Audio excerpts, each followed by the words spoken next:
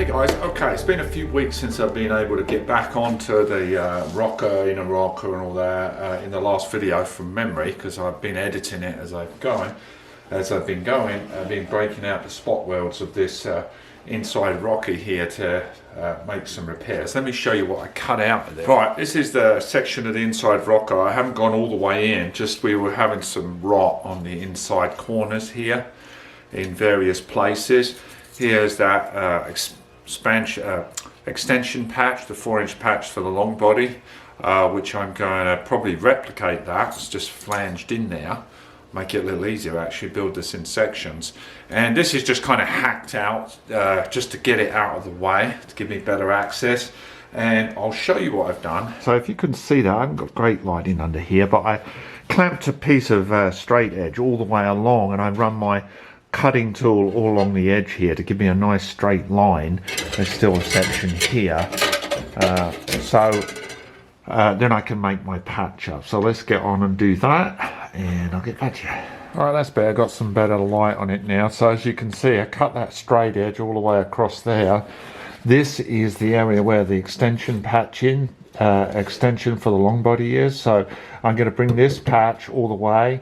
I'm going to flange this little patch on and leave this flange on here, and then I'm not going to put this section in yet. That's why I don't think, because I want this to go all the way to the end, obviously. But before we put that in, we have to put our jacking point in and assess this area and what order makes the most sense to repair that. So it's gonna get this one in first. We'll attach this, and then we'll just leave this hanging ready for what we end up doing that end. So what we're using here, we're going to obviously use 16 gauge steel, so quite a bit thicker than the 18. So for strength, obviously, in the rocker, I've marked my flange here. That's obviously this bit we've got spot welded. This is the field, but it's a lot wider than I actually need, because what I want to do, I'm going to flange this edge to spot weld plus tack weld all the way on and smooth it out, and the size of the flange is 1/2 inch, so I've added 1/2 inch to what we need, and then that will lock in. We can spot weld that all along, and then you know, run a series of tack welds to hide it all. So anyway, we've obviously got plenty here. This is all we need. We're going to break this up into essentially 3 sections. So I'm going to do this section first, and then we've got our little patch area here. And you see where they end up having a problem. See, this is the extension piece where, presuming moisture's got in underneath the flange there. So I'm going to make sure that all of the flanges are treated with a zinc primer, and you know, so we avoid any rust. And obviously the cavity is going to get filled up with cavity paint, you know, rust encapsulated cavity paint, and then probably a what's that stuff called, wax oil stuff, you know, cavity wax or whatever you call it. So anyway, and obviously I'm not going to be driving it in the snow or the rain. So let's say I clamped a straight edge on here. I don't quite have long enough for the full thing, so I will move it, but you can see how it really keeps your edges straight. Some people have the ability to run a really nice straight line, but my eyes aren't that great, so I'm relying on this guide essentially. So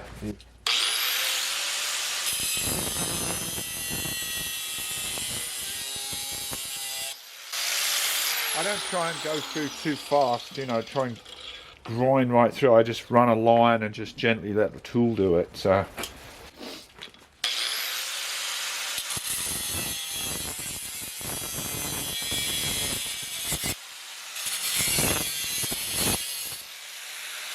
right, now I've cut that off, I'm going to go down to the other shop and just make this 90-degree bend. Don't have to show you that, it's just a couple of bits of angle iron, and I'll get back to you.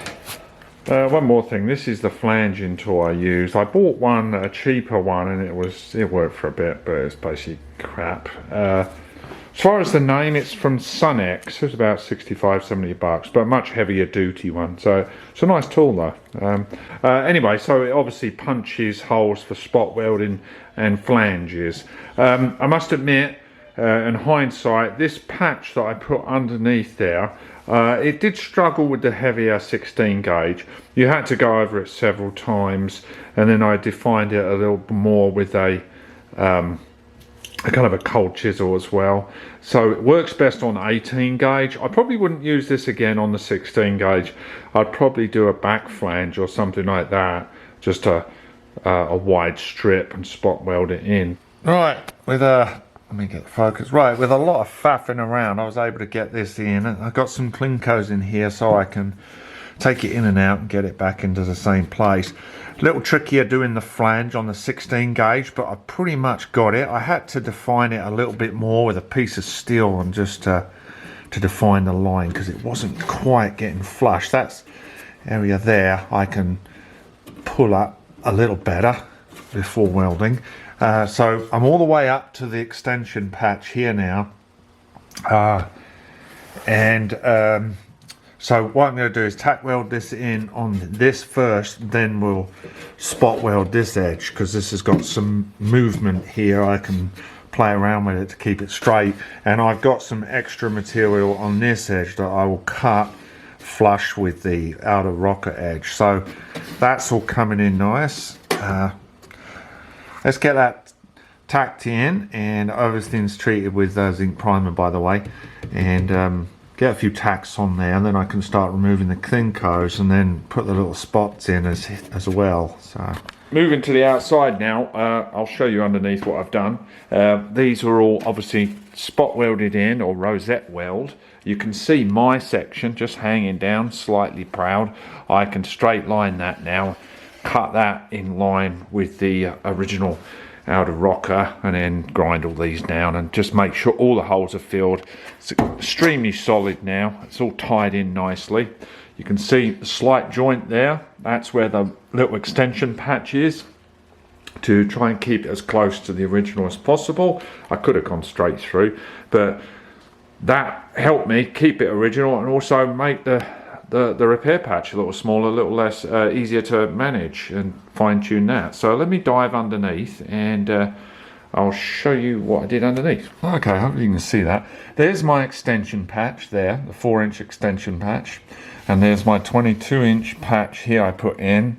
Got it as level as I could. It's still slightly proud on the original side, but I feathered it as best I could, and then we'll seam seal all joints anyway, and then obviously when the underbody sealant and primers and all that go on there, that will disappear.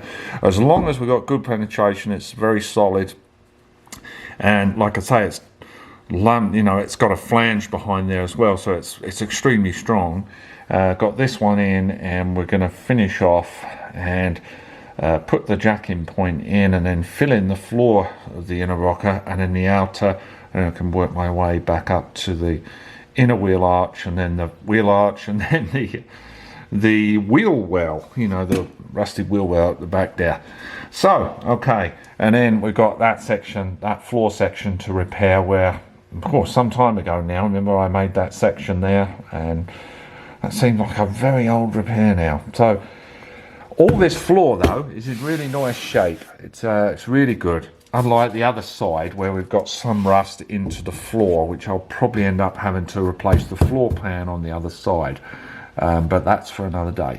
Okay, just a reference to show you that the outer rocker is stayed nice and straight. I've got a straight edge on it, because remember on this end, it had kind of taken a crunch up there. So that was another reason why cutting in that inner rock enabled me to pull it down and get it straight, and then lock it all together. And now I've just got, see a little hole there, I've got to fill that in. So I like to grind these up and then go back and fill in any lot missing holes.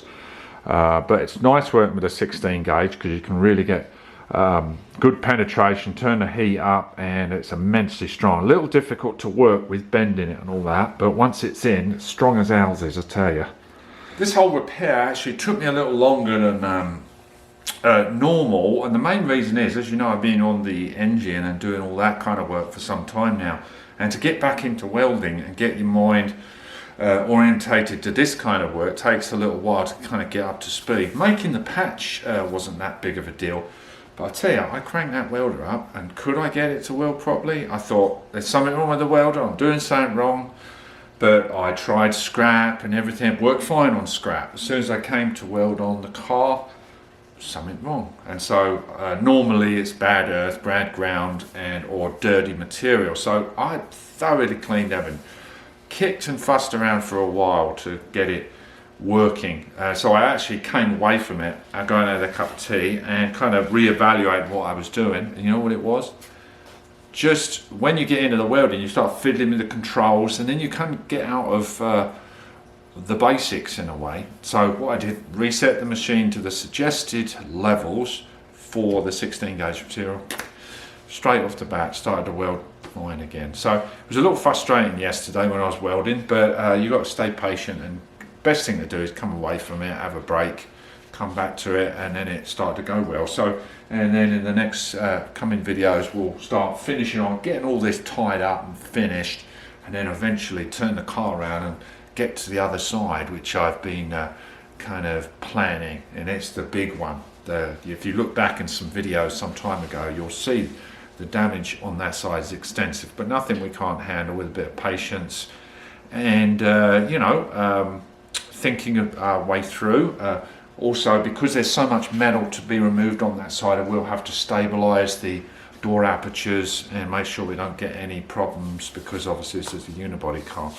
One more thing before I go. You know how fond I am for the little kind of small miniature belt sander. I'm really fond of this. A lot of control, a lot of fine control. You can get right into little areas. But here's something I kind of came to the realization today. I was always buying the 36, the 60 and the 80 grit. Just thinking, you know, we'll go to the 36 to grind those welds down and then refine them with the finer grits. But in actual fact, don't waste your money on the harsher grit ones. And I'll tell you why. They don't last, because the grit is so heavy, so to speak. On this tiny little band, it blasts them, it grinds off really quickly, so they become non-usable. So I didn't have any 60s, so I went to my 80 grit. 3M, I mean they're Cubitron belts, very good belts, only about 10, 12 bucks for this little box, but the 80 grits work great. So I think probably the happy medium is around 60 to 80 grit. So try that out. And another tip that I watched a guy, can't remember which channel now, but you know when you tack welding in, you tack a patch in, okay, take your clamps off and then finish all your tacks, right? But I don't do that anymore. What I've been doing is tacking, okay, doing your perimeter, right, spacing your tacks obviously for heat dispersion and all that stuff. That stays the same. Get your clamps out, but grind all those tacks down. Do a few more, fill in the gaps, grind those down. Because what tends to happen when you get loads of tacks all built up in an area, it's difficult to see where those pinholes that you're trying to chase are. And what can happen, you'll have weld on weld on weld, and it starts to build up. And so it makes the grinding a royal pain, right? So try it, tack weld round, and remove your clamps, grind those down, and then you can see all your gaps. You hit those gaps, just round again, grind them down, hit the other gaps, and I think you'll find it a lot more controlled, faster, because you're not grinding down welds that have built on welds. Okay, so that's really worked well, and I did that on this, and it really speeded things up. So anyway, that's it. I had some news from the machine shop the other day. They've cleaned the number 5 cylinder up, cleaned up at 30 thousandths. So that, from memory, that's about 3/4 of a millimeter, I think. But I'm going to go down there tomorrow and make sure we get everything in writing, that we know what to order to molding pistons and get those things rolling. And next thing, I've been working on the cylinder heads, doing some valve work. I'll probably show that in the next video or so, show you what I've been doing there. And everything's coming along quite well. So thanks a lot for watching, guys. Appreciate it. Please comment below, and please hit like, share, subscribe, and I'll see you in the next one. Have a good one. Take care. Bye-bye.